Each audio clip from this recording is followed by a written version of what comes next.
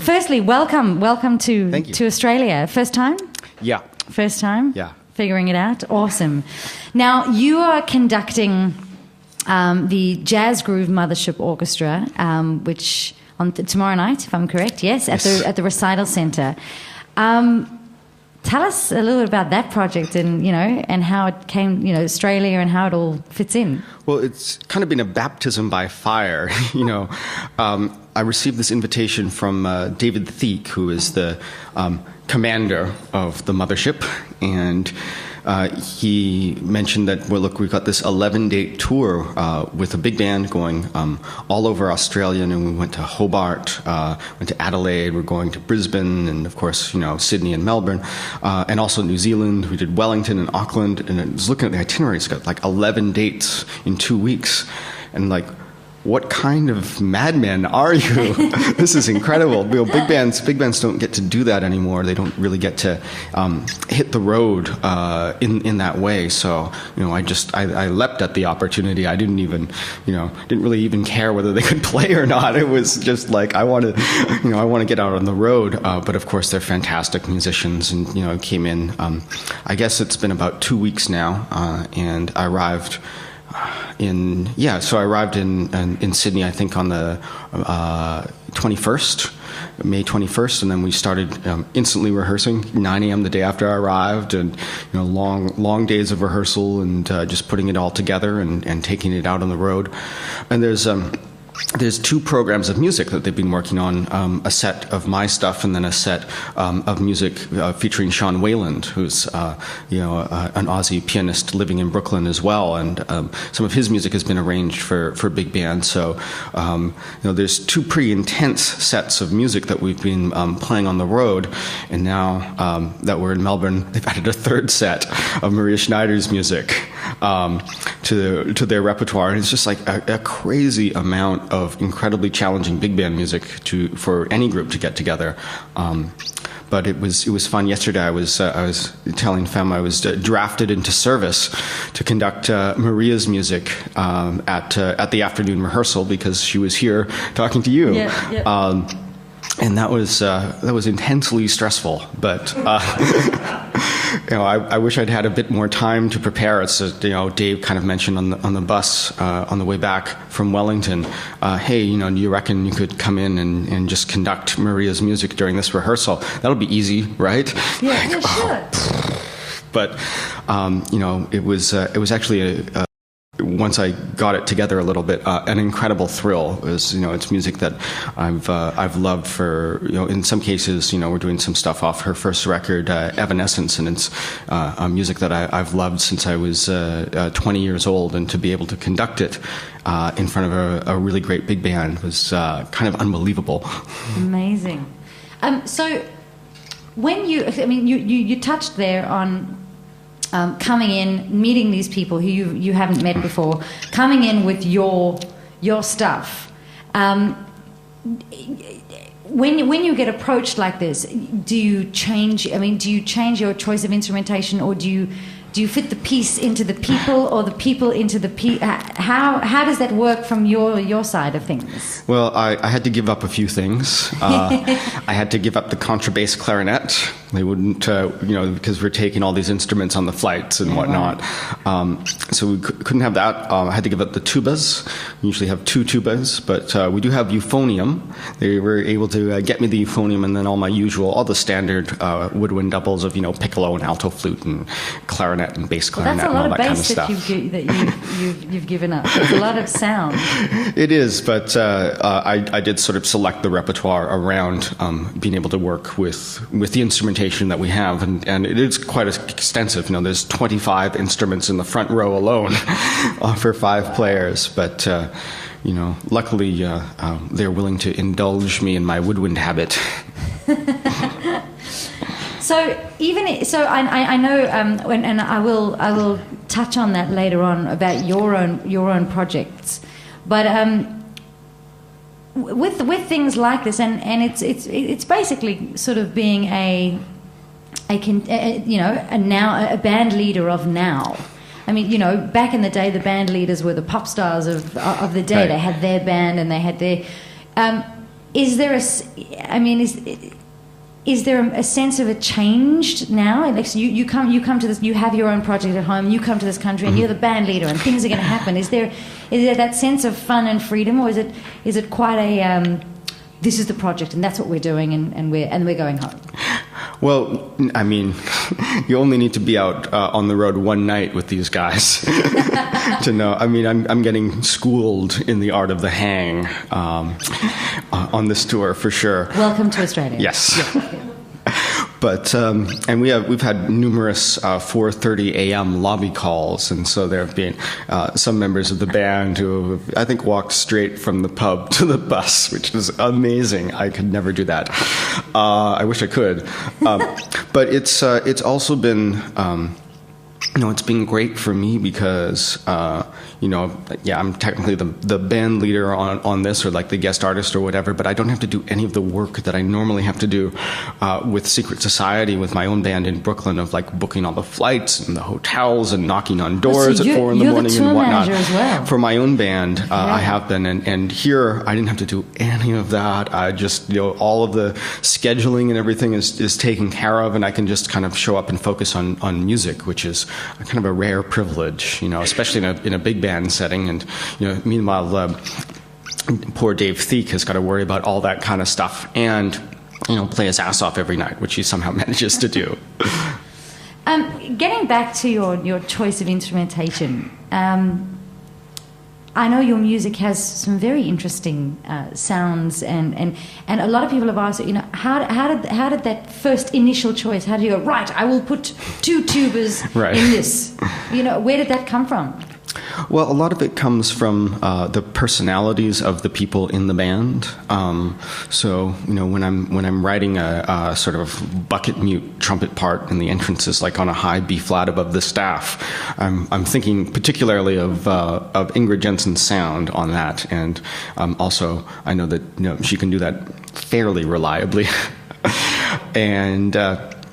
It's so it's always very kind of personality driven. A lot of I have this tune called Zeno, and the melody is alto flute and cup trumpet and bass clarinet all in dead unison.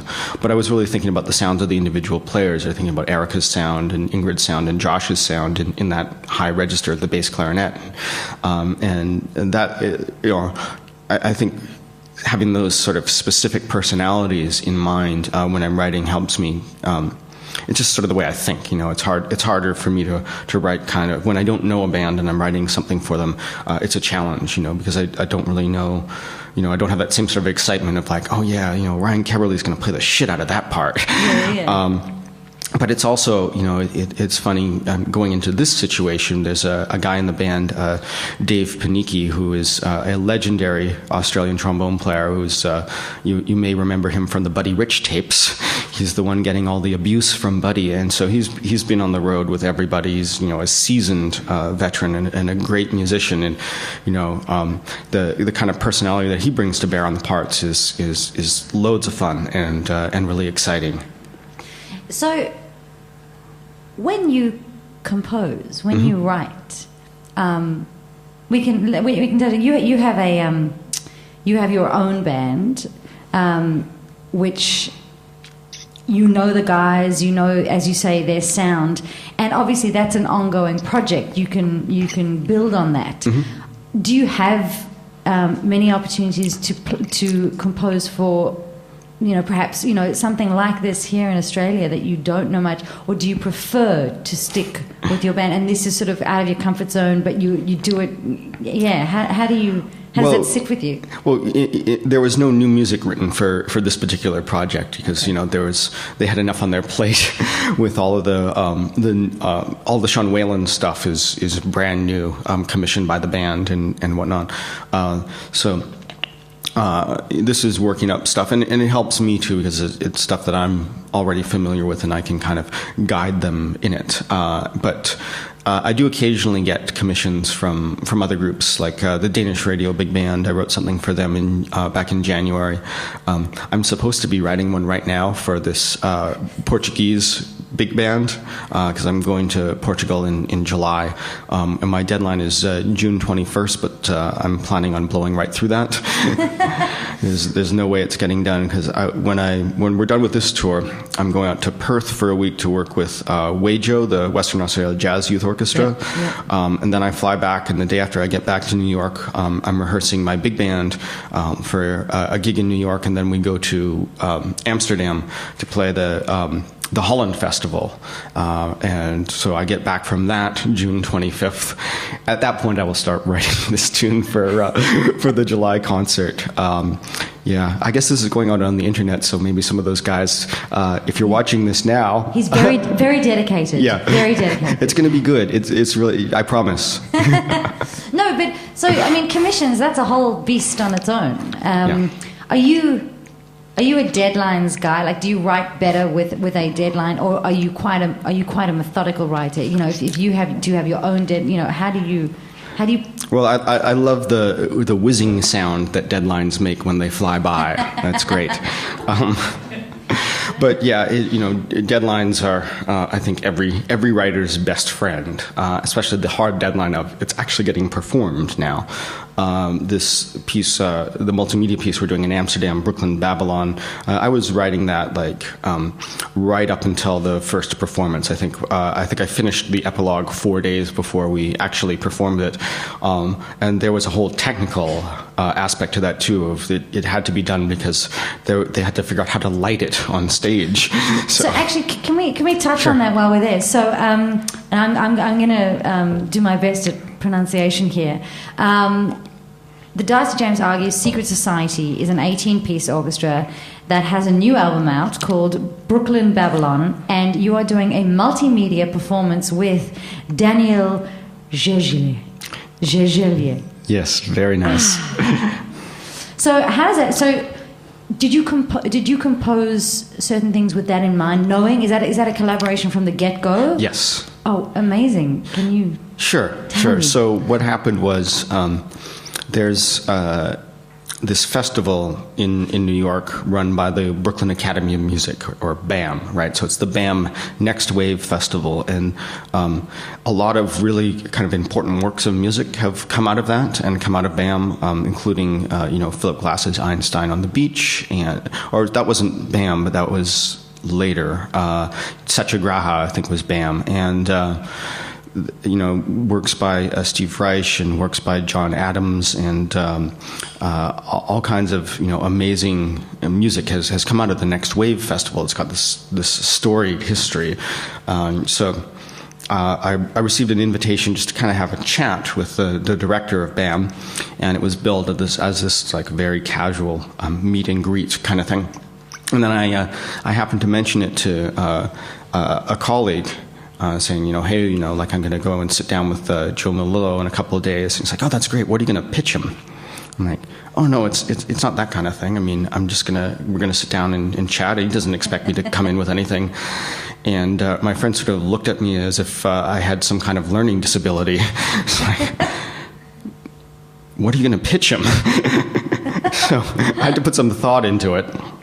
And I called up a friend of mine who works as an editor at Vertigo Comics, and said, listen, Joan, you know what I like. If I was ever going to do some kind of multimedia collaboration, is there someone who lives in Brooklyn, who is a graphic novel illustrator, who kind of does something in the vein that I like, and would be open to some kind of multimedia type of thing? And so she gave me a list of people, and then when I saw Daniel's website, just instantly from the first image, I was like, oh man, that's the guy. And then I found out that he has this long history of collaborating with musicians, including the saxophonist Jessica Lurie, and he's done sort of live painting with her band before. So it was clear, like it was it was sort of fated to be. I think like this is the guy. So the morning of my meeting with BAM, I sort of hightailed it to Vertigo offices to get an advance copy of his latest graphic novel from Joan. She sort of slipped it to me kind of under the door, and then ran out and took the subway in back to Brooklyn and met with Joe. And it was a very casual sort of meet and greet for the first 15 minutes. And just as we're walking, heading out the door of his office, he says, listen, if put some thought into it, but if you ever have a project that you think might be suitable for BAM, why don't you let us know about it? And so I very casually reached into my bag and pulled out the graphic novel. It's like, well, I really love to work with this guy, and I hadn't met him yet at this point. But so he didn't know that you were onto him. No, okay, yes, right. Exactly. So then the next step was actually meeting Daniel, sitting down for coffee, and talking about, look, there may be the opportunity to do something at the Next Wave Festival. Would you be interested? And I think he was initially a little skeptical. He found that I was a big band composer, and I don't think he's really a big band guy exactly. But he took the record home and listened to it. It's like, oh, okay, that's not what I was expecting. This will be all right. Yes. So as soon as we got the green light to go ahead, the two of us got together, and Daniel came up with this incredible, it's sort of like a dark urban fable, this story of Brooklyn, Babylon. The title is his and the story is his, and he sort of told me what he had in mind, which was the story of this master carpenter, Lev Bezdobny, and his granddaughter Mara. And they've sort of settled in Brooklyn, sort of the classic story, Brooklyn being kind of like a city of immigrants, right? And so they've fled Eastern Europe, they've settled in Brooklyn, and he's got this little artisanal carpentry business going, and they sort of make this walk to their favorite coffee shop every day, and he gets an espresso, and she gets like a little scoop of ice cream, and they have a nice little life together. But then one day Lev receives this invitation from the supreme local authority, the mayor of Brooklyn, and so they're summoned to the mayor's enormous palace, and they're sort of walking through this cavernous place, and then the mayor greets them and sort of plays this video presentation for them of all these towers, the Eiffel Tower and the Burj Khalifa and all these things, and then finally he reveals this Tower of Brooklyn. It's going to be 1,000 meters tall. It's going to be the tallest tower in the world, and at the very top he would like Lev to create a carousel. That he's commissioning Lev to carve this carousel that's going to be on the sort of rooftop terrace of the tallest tower in the world. So Lev is incredibly honored. It's a big commission. It's a good gig. He's happy. He's working very hard at this. And he's working so hard that he and Mara don't get out to the coffee shop on a regular basis anymore. He's sort of lost in his work. And finally, Mara persuades him, hey, come on, let's go to Anna's. And so they walk kind of all along their usual route and see how much the neighborhood has changed all of a sudden. And then when they arrive at Anna's, it's this massive construction site, and they sort of climb up to the top of this construction site and look underneath, and it's this vast swath of neighborhood's been completely razed, including their beloved coffee shop. And so Lev has to sort of grapple with his complicity in this construction of this tower that is, displacing so many people and destroying the neighborhood that he loves. And there's obviously it's a fable, so there's kind of social implications to the story, and it also, people have asked whether it is tied to this sort of specific stadium that was built in Brooklyn. There's some direct allusions, but we meant it to be a bigger kind of project with bigger resonances, because I think some of the changes that I've seen living in Brooklyn over the past 10 years are repeating themselves all over the world. I think in any city you've got to grapple with the sort of the issues of gentrification and the issues of displacement, and people who've lived in one spot forever being priced out because the musicians moved into that neighborhood, and then all of a sudden it gets hip. And then there's the comic W. Kamau Bell has a really great line. It's like, everybody likes a little bit of gentrification. Everybody likes to have, a frappuccino. Everyone likes to have, a grocery store with fresh produce. But at a certain point, you also think, well, yeah, but I'd also like to have an apartment. Yeah. Well, so Daniel he came to you with this amazing story, and you went, I can hear it. Pretty much. Well, so our process was like this. He had the story, and I was already thinking about the music. But when we performed it, it was live music, so the live band. And there was going to be live painting. He was up on a scaffold above the band and painting on a 40-foot wide canvas throughout the course of the performance. It's about an hour long, and so it starts from nothing, and then you see this like epic, sprawling mural almost being created before your eyes, and then there's projected onto the scrim.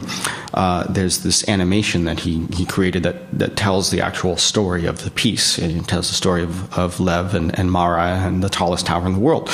So Daniel's got himself a studio in the Gowanus area of Brooklyn, and the Gowanus Canal is sort of famous as one of the most polluted waterways in the entire planet.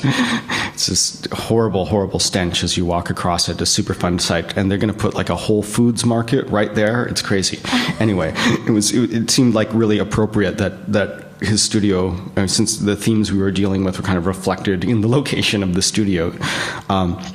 So he set to work painting, and his process for creating the animation was to paint like on a 4x4 piece of plywood, and then take a photo of the painting with a digital camera, and then he'd make a slight change in the painting, take another photo, and keep going until he had sort of painted over his entire painting and painted a new painting on top of it.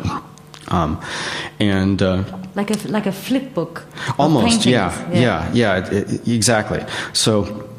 And then the animation was sort of assembled from that. But when I started writing, the animation hadn't been assembled yet. He had just had all these still images. So he would send me the still images, and I would start to write and sort of make a note of like, okay, so like in this bar on the second 16th note, I want it to land on this image, and then transitioning to here, and like when the bass comes in, I want us to hear to see the Brooklyn Bridge, and like all of these kinds of things. And so, are you always that nitty gritty when you write? Are you always specific like that, or was it just this project? On this project, we both really wanted it to be that way. There's a lot of sort of multimedia collaborations that I've seen that just seem like either one element is primary and the other element is almost in the background, and so often if the music comes first, the visuals don't really add anything to it, or if the visuals come first and the music starts to feel like a film score.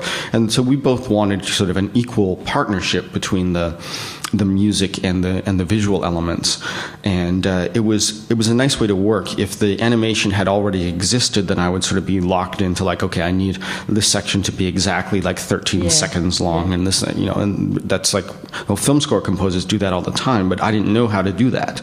But I did sort of figure out how to write music that would sort of capture convey the inner life of these characters and give us something of the set and setting and mood and all of those kinds of things. So the music had to do some heavy lifting, and I definitely had very specific ideas about where everything ought to land, but I was also able to have the freedom to say, like, okay, look, I want this sort of walk to the coffee shop to last like this amount of time, and I want like John Ellis's screaming tenor solo to come in like at exactly this moment in the visual narrative.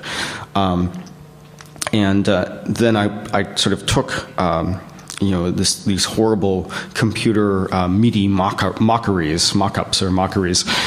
to Daniel, and I was really nervous the first time because they sound terrible. They don't sound anything like music, and I was worried, like, I'm going to bring these in, and he's not gonna hear it in his head. He's just going to hear this like terrible tinny synthesized thing, and he's going to think I don't know how to write and all this. But he was actually great, and he was able to kind of like translate the sounds that he was hearing to like what it might feel like with the full band. And I gave him a list of basically, okay, here's where I think things should land visually, and he would go and create the animation. And some things he would sort of kind of follow the timings that I had in mind, and some things you would shift around because they would just sort of worked better from a storytelling perspective. Yeah. But So it was really like kind of this back and forth thing. It was really a great way to work, to have a collaborator who was that flexible. And sometimes there would be moments where Daniel would ask, "Look, I need this chapter to be longer, or this section to be longer, or this one needs to be tightened up," and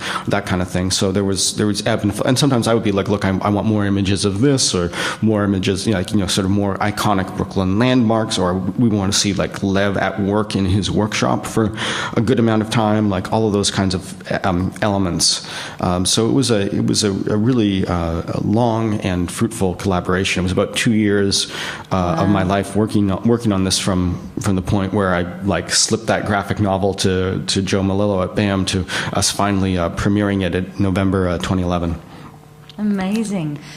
And yes, I was going to say, and you're going to do that very soon again?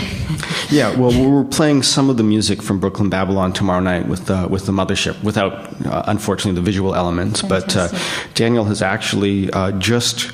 I think it's just gone to the printers, this graphic novel of Babylon, and it should be available fairly soon. It's beautiful. It's all new illustrations, so people will finally, some of our Kickstarter supporters, we use Kickstarter to help fund the album. Some of them have been patiently waiting for this graphic novel to become available, and it should be available really soon. But when I get back to New York, we're rehearsing with Secret Society for the first full multimedia production of Brooklyn Babylon since we premiered it. We're taking it to Amsterdam, to the Holland Festival, and we're going to have the live painting and the projected animation and all of that kind of stuff for the first time since we premiered it. So it's really exciting, because I think it's a really I'm very, very proud of this work. I think it's something that I didn't know whether I would be able to do it, and when we first premiered it, it is I was just it was so emotional to have spent so long on a project like that and have it come to fruition and have it not be a total fiasco. It was great. Are you often in doubt, as a writer and as a celebrated writer, with people who do you often have that fear that, it's going to be terrible, I can't do this? Do you still have that? Do you have that often? Or? Well, certainly in the days leading up to the Babylon premiere, I just, the first performance, we had sort of had a warm-up performance before we took it to BAM. We had this thing at upstate at SUNY Purchase University Performing Arts Center, and we're doing all this tech work in advance, like trying to get the video to look right and trying to get the sound right in the room and all these things. And it was stressful, and things weren't really going all that well. And I was convinced right up until the first performance, like at the end of dress rehearsal, basically, I was like, this is going to be awful. This is really, like, I've made a horrible mistake.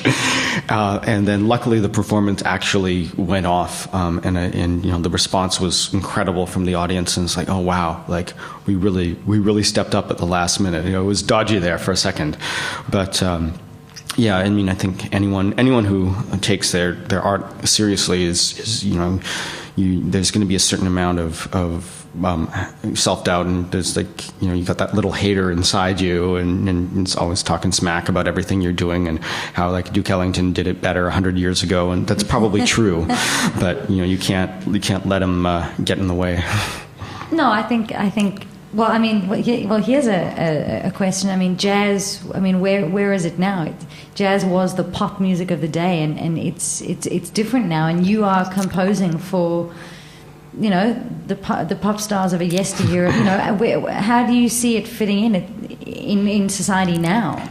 Your music, right, and jazz and the big band and all of those things. Right. Well, yeah, it's interesting because if you turned on the radio in like the late 30s or early 40s, you couldn't hear anything that didn't have a big band on it. Like all the pop hits had a big band, and some of that was jazz, and some of that was just kind of jazzy. But it was such an iconic part of American culture. And then, of course, once they invented PA systems, you didn't need a big band anymore, and so they went away, apart from sort of a few isolated nutcases who were, in love with the sound and kind of, kept the tradition alive despite the utter impracticality of making music that way. It's just the logistics of. I mean, it's also really it's such a pain in the ass in every aspect of it, and the writing is like if you write something for piano, you can just play it on piano and get kind of instant feedback of like, yeah, that's what it is. When you write something for big band, you're spending like hours, and you might spend like 3 hours on 10 seconds of music, and then you don't get to hear it until you organize the rehearsal and call everyone up and book the room and print out the parts and tape them all together, and drag a big suitcase full of music folders to the rehearsal room and set them all up, and then people are texting you, oh man, is that today, is that this morning? and so like the ratio of work per second of music is incredibly unfavorable, and it makes you wonder why anyone would possibly do it this way, but I sort of can't do it any other way, so I'm stuck. This is how it has to be, because I basically became a big band addict in college. Amazing. So that is the reality. I mean, it's like any profession, the glamour is not on the other side. It's it's on yeah. And is your do you remember that moment where you became a big band addict? Do you remember that moment you were like, I got to write this. I got to do this. Well, I actually remember when I first sort of fell in love with the sound, and that was I was in ninth grade back in North Vancouver, and I was actually playing trumpet at the time in the sort of junior high jazz band, and I was a terrible trumpet player. And I quickly gave that up because, piano, if you want to play a B flat, you just hit it, and it's the same B flat every time. And trumpet is this whole other beast. But I think doing it also gave me some appreciation for what I'm putting brass players through on a routine basis. But we were playing a simplified version of this piece by Thad Jones called Us, and then one day the band director brought in the vinyl of the original Thad Jones Mel Lewis recording and put that on. I was like, oh, damn, that's what it's supposed to sound like. That's great. So then I went down to the local sort of music shop in Vancouver. Was a place called A&B Sound, and I went and got all the Thad Jones cassettes that I could find, and then I was 13 years old, and it was really a kind of a formative thing that stuck with me. And then eventually they, a lot of it was out of print, but eventually they came out with a box set of everything that they did from about 66 to 70 in the classic era of the band. And at that time, Bob Brookmeyer was playing lead trombone with the band, and he had written some really incredible arrangements and compositions for the band, including this just breathtakingly haunting version of Willow Weep for Me. And so I heard all of that stuff, and I was like, oh wow, never heard anything like that before. It's just so atmospheric and so haunting, and I'd love to meet the guy who wrote that at some point. And then I eventually had the opportunity to study with Bob at New England Conservatory, and that was it was just amazing to have had that connection to someone who was born in 1929 in Kansas City and heard the original Walter Page Joe Jones version of the Basie Band when he was 11 years old, and obviously played with Stan Getz and Herbie and everyone in jazz history, and to be able to get kind of the authentic information from someone who's really lived it all was just incredible. Amazing. And what do you listen to for leisure? What do you enjoy? I mean, your head is so full of music.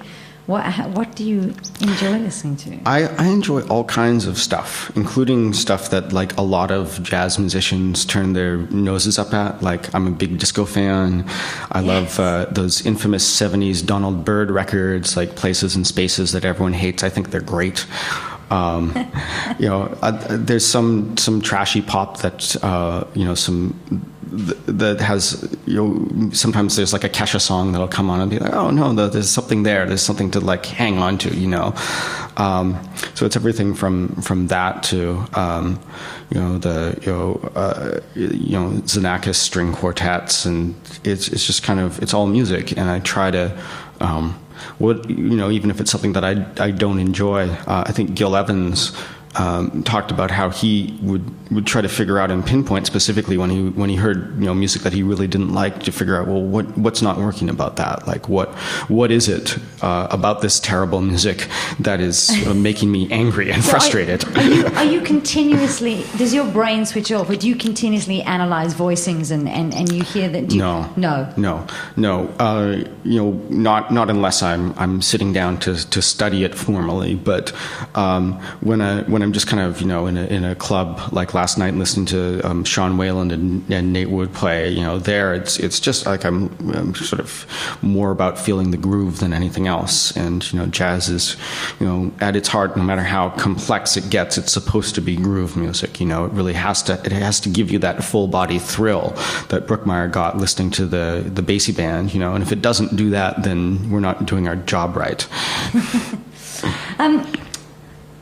I think we'll open it up for some questions. I've got a few more, but anyone have some? Yeah. Down the front here. Awesome. Hi there. I was just wondering, your collaboration with the artist, and you're obviously writing music to visual art, and so I can understand when you're writing, you would hear particular things looking at it. Were there times when you were stuck, or were there times where you weren't quite sure what to write, or even when you were sure what to write? How did you conceive, or what was the process? Well, I didn't have the luxury of getting stuck because, again, deadlines. So, I sort of started to write it I started to really get some progress on it when I went to this lovely artist retreat in New Hampshire, the MacDowell Colony, where Bernstein and Copeland wrote some of their best works. So that was intimidating, but it was great just to have a chance to sit down and focus on that. But then, basically, from the time I started, I was writing pretty much continuously from there, right up until when we premiered the work, because I'm relatively slow as a writer, so it took me quite a while to get it all together. But as far as the actual writing, I had to have a plan. So at the MacDowell Colony, I sort of developed at least a rough outline of the architecture of the piece, and I knew some of it because obviously there was a story to tell, and so the music had to follow that. And I knew we were going to begin with a prologue that would have no video, but just the band and just live painting, and that we would also have an epilogue that would be the same thing of no animation, just live band and live painting. The prologue, it's the first thing I wrote, and I had to structure it in a way that it would contain the musical DNA of the rest of the piece.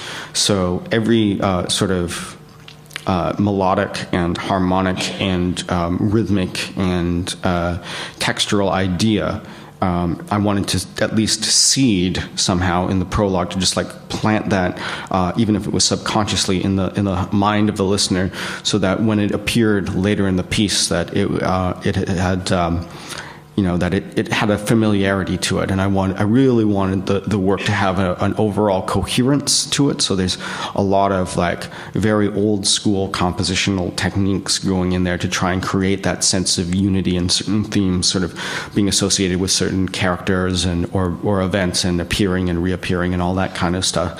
So as I said, time-wise, I really didn't have the luxury of getting stuck, but also I had a clear sense of having a lot of material, or beginning with material that would have potential. You know what I mean? Like the prologue, I wrote it in a way that I figured, well, look, if I chop this up and take this bit of the melody or this bit of the chord progression, it has a lot of other places it can go. Once I had that, it was just a matter of constantly mining that prologue for developmental material for the rest of the piece, and so hopefully that makes it all cohere in the end and wrap a nice bow around it.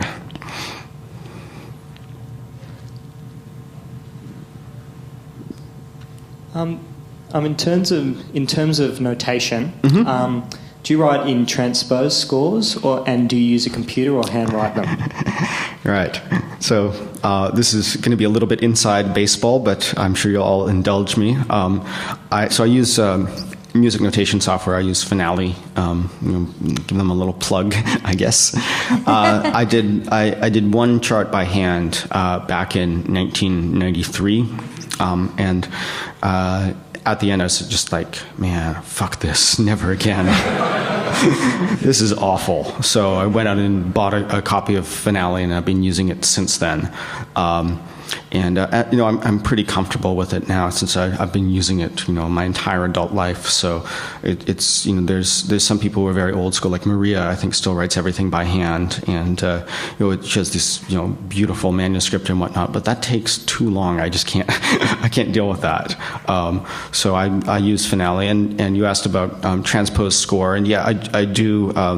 Well, when I'm inputting it, it's all concert pitch. But then when I print it out, it's on a transposed score. I like to do that just because it saves a bit of work in terms of the parts. The parts come out better if I can sort of shift things around and have it all looking nice in the transposed score. It makes it just faster to get the parts out, because everything is already where it should be. If you work with a concert pitch score, sometimes you got like all these ledger lines below the staff or the bass clarinet that aren't there on the player's part, and that kind of stuff. So I hope that concludes our little inside baseball notation segment of the interview. Although whatever you guys want to ask is cool. It's great. Thanks. Yeah.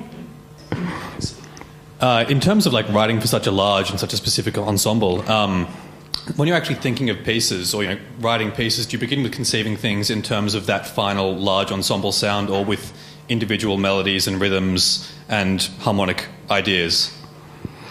I'm always so my process is like this. Like I do some pre-compositional work usually, like what I did on Brooklyn Babylon, of taking sort of this initial melody and chord progression that I had written as the main theme, and then just looking at it from as many different angles as possible, looking at it backwards and forwards and upside down, and with different rhythms, and taking the melody and making that a bass line, or taking in the melody and making it into putting a bunch of the notes from the melody, smashing them together and making them into a chord, and seeing what that sounds like, and just all of these things. Just trying to look at the basic material from as many different angles as possible and get a sense of like, okay, what's in here? Where could this go? What is the potential of these ideas? And then once I have that, it's sort of like there's a menu of possibilities of once you've done all that compositional work. And then the nice thing about that is it's less emotionally fraught than staring at a blank piece of score paper or a blank screen and being like, okay, time to write a masterpiece, So if you have something, like some germ of something, and then do all that pre-compositional work, it's easy to do that without getting emotionally invested in the results of it, because you're not composing, you're just kind of doing a bit of research. And then at the end of that process, I usually have the germ of something or some idea of like, okay, so this is going to go here, this is going to go here, this is going to go here, and then start writing for the full band. And as I said, I tend to write with individual players in mind. I'm using the full score right away, and as I'm going through, it's not like the pre-compositional work is just all on piano, and I'm not really thinking about the orchestration. But then when it's time to write, like everything's kind of fully orchestrated from the get-go. What would you say were your main inspirations for collaborating and also like making the storyboard and the music? What were your main inspirations for all of that? Well, the biggest inspiration was that in order to do something at the Next Wave Festival, it couldn't be just Darcy James Argue's Secret Society plays a concert of music. It's a multimedia festival, so there had to be a visual element to it. But I was a big comic book fan, and so I thought it would be fun to do something with a comic book artist, because they're able to deal with a sequential narrative in a way that someone who's in a different corner of the art world maybe is not really a storyteller. But for Daniel, I knew he was like a great visual storyteller, and that's an element that I wanted to bring into the music. If you guys should check out the image, the front cover. It's amazing. I love it. When I was doing I was like, wow, that's awesome. Yeah. Yes. Sorry. By the by. Yes. G'day. Could you tell us about the recording process and techniques across your two albums and any differences between the two? Yeah, so the first record we recorded at Bennett Studios, which was actually in New Jersey and run by Tony Bennett's kid, Dave Bennett, and it's closed down now, as have a lot of studios in New York. There's very few left that can still accommodate a band of our size.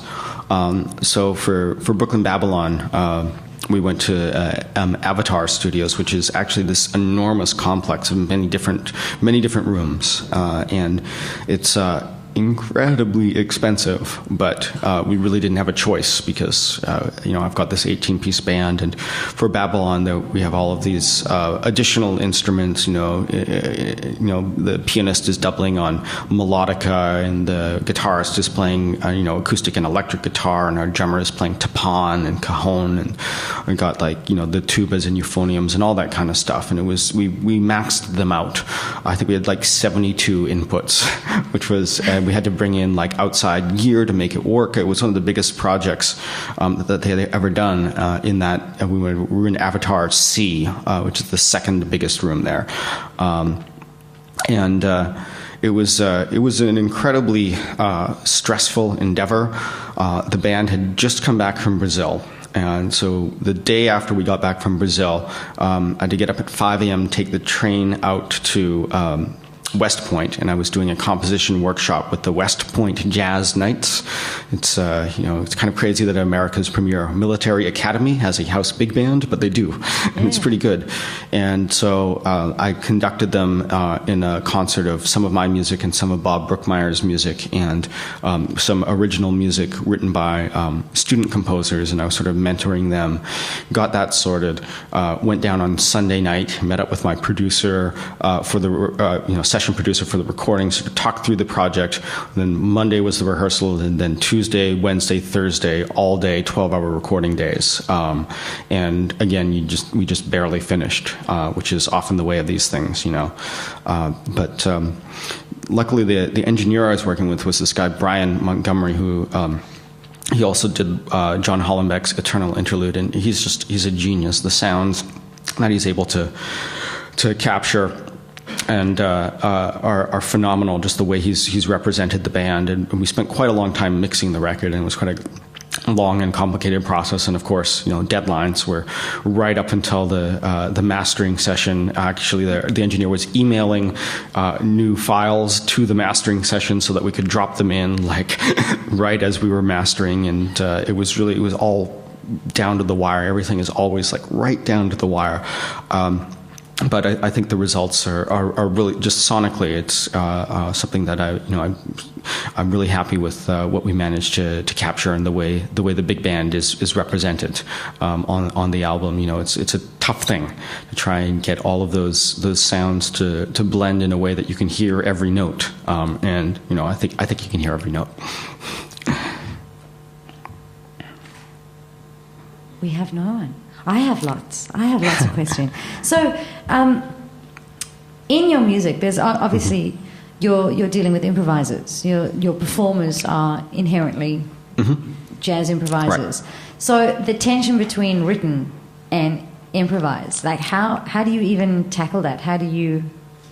Well, for the Brooklyn Babylon project, actually, I one of the structural decisions I made was that in between each chapter of animation, and there's 8 chapters, there would be an interlude, and the interlude would be much more improvisational, and it should sort of sound more like street music. So the first one is just 4 trombones and drums playing this kind of modified New Orleans street beat thing in 7, and I borrowed the groove from Don Ellis and kind of tweaked it a little bit.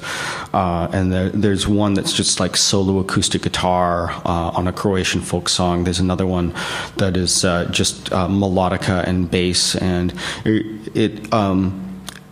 Brookmeyer used to be in favor of, in big band concerts, taking a little break between all the big band and just playing duo sometimes, him and a guitarist or something, and he sort of referred to that as like a little taste of sorbet between meals to kind of clear the sonic palette. So I wanted to kind of clear the sonic palette, but also just give the players in the band a little break from reading all of this like very exacting and demanding and difficult music, and just have a minute to kind of collect themselves, because the whole piece, it's an hour long, and it requires so much concentration from the band and from me as a conductor to go through without any kind of break. So we have to, at least some members of the band get to have a little bit of a break in the interludes. So that's the reason why it's structured that way. And for the improvised solos within the chapters, those ended up being a lot shorter in Brooklyn Babylon. It's probably the biggest change between those 2 records is that on Infernal Machines, there's only either one soloist per tune, or there's one where there's like 2 sort of featured in tandem, Sam Sadegurski and Mike Fay, and it's just like a double solo throughout the entire tune. But everything else is sort of a feature, like Obsidian Flow is a feature for Erica von Kleist, and everything she plays is a solo, and like Transit is this big feature for Ingrid Jensen. And for Brooklyn Babylon, the solos are much shorter. In some cases, only 12 bars, and it's sort of an old school approach of, like a lot of the old big band records. You have like one chorus of blues to make your statement and get out of there, and so the players had to deal with that on the Babylon project, and it's nice. It's kind of like I love long solos. Otherwise, I wouldn't have written the Infernal Machines music the way I did, of just like these epic 10-minute solos. But on Babylon, everything's much more condensed, and that also gives an opportunity for everybody in the band to play. I think almost everybody except our lead trumpet player gets to blow on the record, which is also kind of nice, just to be able to feature moments of improvisation from everybody. And so, getting it back to, sorry, anyone thought of any questions? Yes, right. I'll just continue. Bringing it back to Australia. Sure. Do you have, like, you've heard your stuff in your head with other bands, with other performers. Are you always surprised at how it ends? Like, for double-edged sword. Are you precious about it? Not precious about it, but are you? That's the sound I really want, and then it doesn't happen, and then are you cool to go where it goes? It depends.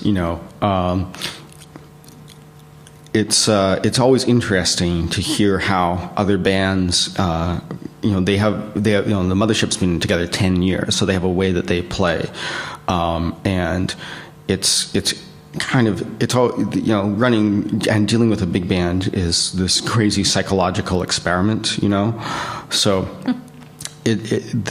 what happened in rehearsal was that they were extremely nervous when I arrived, because the music is really difficult, and you got guest artists coming in, all that kind of stuff, and so the playing was not nearly as uninhibited as I needed it to be, and I kept just like asking for more and more and more, and then finally, when we started playing these gigs, playing in a nice small jazz club with everyone kind of all up in each other's ass on the stage, like just kind of just barely fitting, and having an audience close and just being able to play in a small room like that, like then like the energy actually finally starts to happen, and it's like, oh man, like that's how it needs to be, you know, that's how it needs to be all the time. But it's very difficult to get musicians to get to that point where they're comfortable enough with the music that they can really go for it, because it's so demanding, and you know, people don't want to fuck up, you know, they don't want to, you know, the parts are so challenging, and so they, you know, everyone's counting like mad, and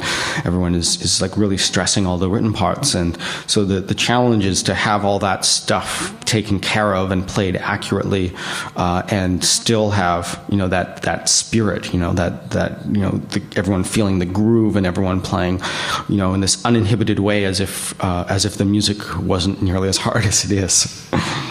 Yeah, awesome. Now, just in closing, did anyone have anything further? Marvelous. Yes. I'd just like to ask, thanks.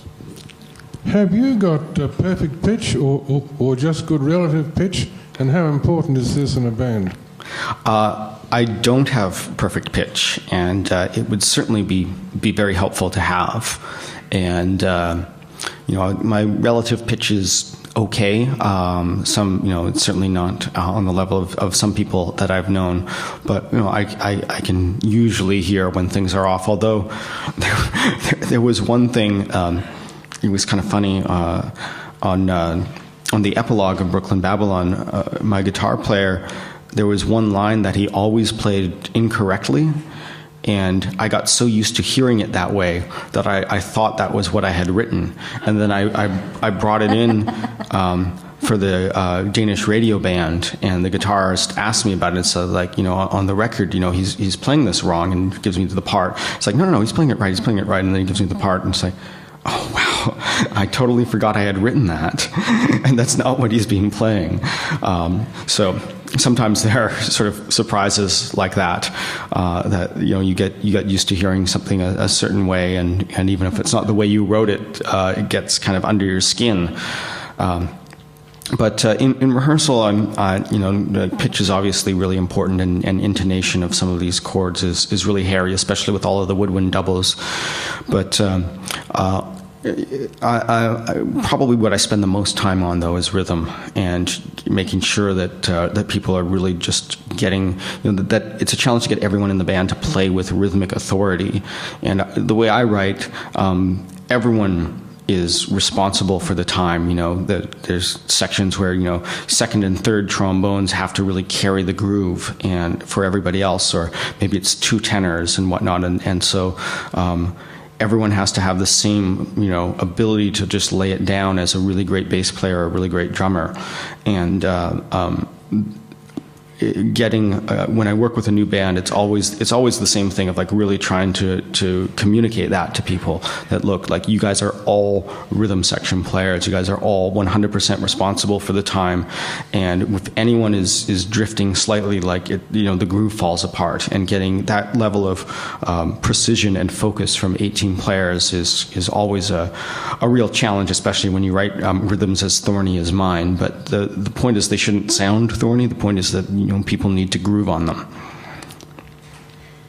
Darcy, I think we're at our time. Thank you so much for taking time out of your day. We are so excited. I am excited. I know we are so excited for tomorrow night. If you haven't bought your tickets yet, you can at the Recital Centre tomorrow night. The Jazz Groove Mothership Orchestra. Ladies and gentlemen, Mr. Darcy James Argue. Thank you, Fem. It's a pleasure. Thank you.